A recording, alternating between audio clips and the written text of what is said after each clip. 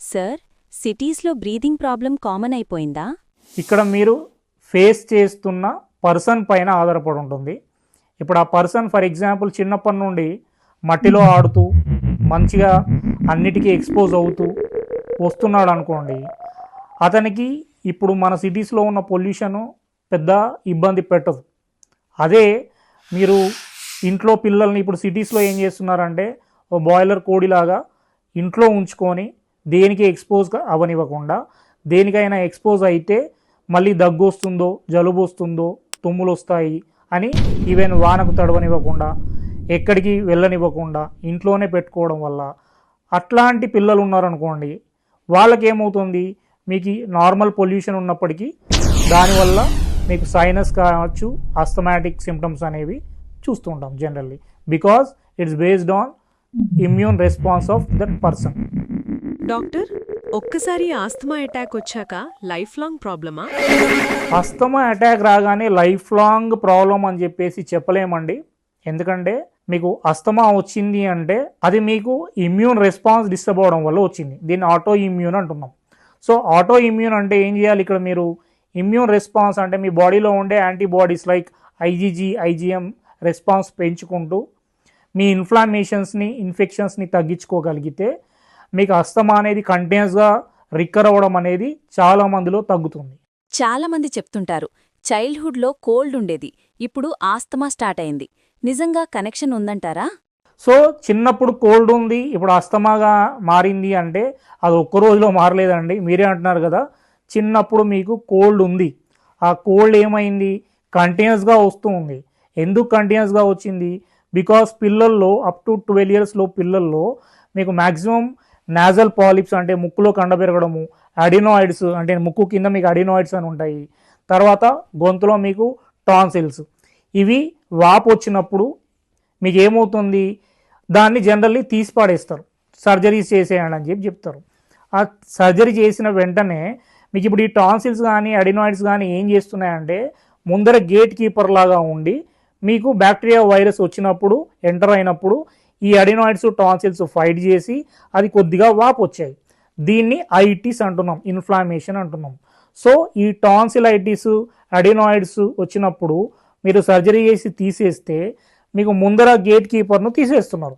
So ఇప్పుడు ఏమవుతుంది, మీకు పెద్దగా అయిన తర్వాత కొద్దిగా ఏజ్ పెరిగినా కొద్దీ మీకు అడినాయిడ్స్, టాన్సిల్స్ లేకపోవడం వల్ల ఇది డైరెక్ట్లీ ఇప్పుడు బ్యాక్టీరియా వైరస్ ఎంటర్ అయినప్పుడు ఇది లేదు మీకు అడ్డం. సో అప్పర్ రెస్పిరేటరీ ట్రాక్లోంచి directly it goes into your lower respiratory tract. అప్పుడు అది మీకు ఆస్తమా కిందనో, టీబీ కిందనో, బ్రాంకైటిస్ కిందనో, న్యూమోనియా కిందనో కన్వర్ట్ అవుతుంది. సో ఇవేమీ ఒక్క రోజుతో వచ్చేవి కావు. చిన్నప్పటి నుండి మనం చేస్తున్న మిస్టేక్స్ వల్ల, ఎక్కువగా యాంటీబయాటిక్స్ యూస్ చేయడం వల్ల మీ బాడీ యాంటీబయాటిక్ రెసిస్టెన్స్గా మారిపోయి మీరు అవసరమైనప్పుడు మెడిసిన్స్ వాడినా మీకు తగ్గకుండా ఈ ప్రాబ్లం అనేది సంవత్సరాల తరబడి అంటే ఇంకా జీవితం మొత్తం మెడిసిన్స్ వాడుతూ నెబులైజేషన్స్ చేస్తూ ఉంటారు. సైనస్కి కేర్ తీసుకోకపోతే రిస్క్ ఉందా? సైనస్ ప్రాబ్లం అనేది ఇంతకుముందు చెప్పినట్టు మీకు పిల్లల్లో అయితే అడినాయిడ్స్, టాన్సిల్స్ను సప్రెస్ చేస్తే మీకు అది సైనస్ కింద కన్వర్ట్ అవుతుంది. ఇంకొంతమందిలో అలర్జిక్ రైనైటిస్ కూడా వచ్చే ఛాన్సెస్ ఉంటుంది.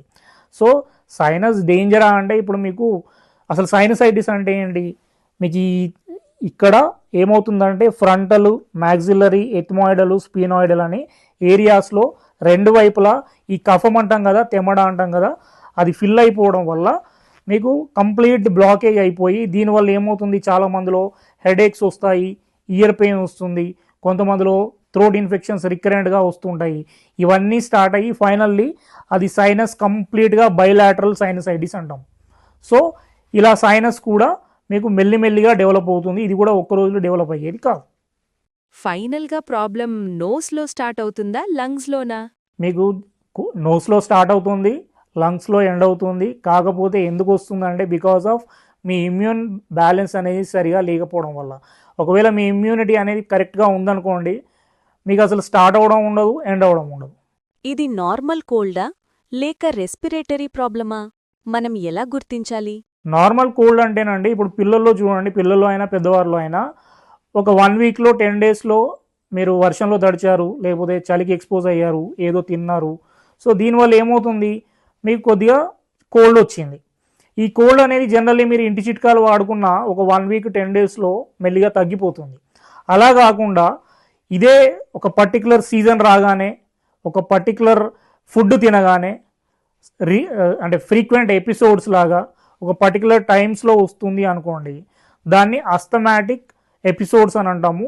అది చాలా మందిలో మీకు లో ఇమ్యూన్ రెస్పాన్స్, అంటే మీరు ఇప్పుడు ఫర్ ఎగ్జాంపుల్ మీకు ఏదైనా పడంది తిన్నారు, సో ఫుడ్ ఎలర్జీస్ ఉన్నాయి, దానివల్ల కొంతమందికి వస్తుంది.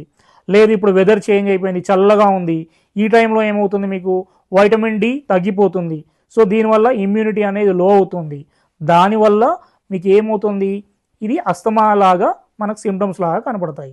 అందరూ చేసే మిస్టేక్స్ ఏంటంటే అది కోల్డ్ కావచ్చు, సైనస్ కావచ్చు, అస్తమా కావచ్చు, ఇలాంటి కండిషన్ ఉన్న పిల్లల్లో ముఖ్యంగా ఫ్యామిలీ హిస్టరీలో అస్థమాటిక్ పేరెంట్స్ ఉంటే వీళ్ళు చేయాల్సిన జాగ్రత్తలు ఏంటంటే పిల్లలకు కానీ పెద్దవాళ్ళు కానీ ఎక్కువగా డైరీ ప్రొడక్ట్స్ అనేవి ఈవినింగ్ టైంలో తీసుకోవద్దు.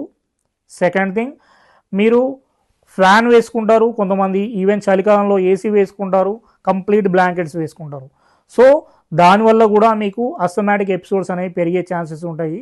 అండ్ దాంతోపాటు మీరు ఇష్టం వచ్చిన foods, processed food, junk food, oily food అనేది ఎక్కువ ఇవ్వడం వల్ల ఆయిల్స్, ఇప్పుడు మనం బయట వాడే ఆయిల్స్లో, వంట నూనెల్లో ఒమేగా-6 ఫ్యాటీ యాసిడ్స్ ఉంటాయి. ఇవి మీ ఇన్ఫ్లామేషన్స్ను పెంచుతాయి, అంటే ఇన్ఫెక్షన్స్ను పెంచుతాయి. సో మీరు ఆయిలీ ఫుడ్ ఎక్కువ ఇచ్చినా, సరే సార్ మేము ఐస్ క్రీమ్స్ ఇవ్వట్లేదు, చాక్లెట్లు ఇవ్వట్లేదు, కేకులు ఇవ్వట్లేదు, కానీ మా పిల్లలకి నేను చిప్స్ ఇస్తాను, లేదు ఫ్రెంచ్ ఫ్రైస్ ఇస్తాను, లేదు మీకు ఆయిలీ ఫుడ్ ఇస్తున్నాను అని అంటే మీరు అది ఇచ్చినా ఇది ఇచ్చినా సేమే కదా, ఎందుకంటే దీనివల్ల కూడా మీకు ఇన్ఫెక్షన్స్ పెరుగుతున్నాయి. కాబట్టి ఆయిలీ ఫుడ్ కూడా అవాయిడ్ చేస్తే మంచిది. ఈ వీడియో మీకు ఉపయోగపడితే లైక్ చేయండి, మీ కుటుంబం లేదా స్నేహితులతో షేర్ చేయండి, సబ్స్క్రైబ్ చేయండి. హెల్త్ అవేర్నెస్ అందరికీ అవసరం.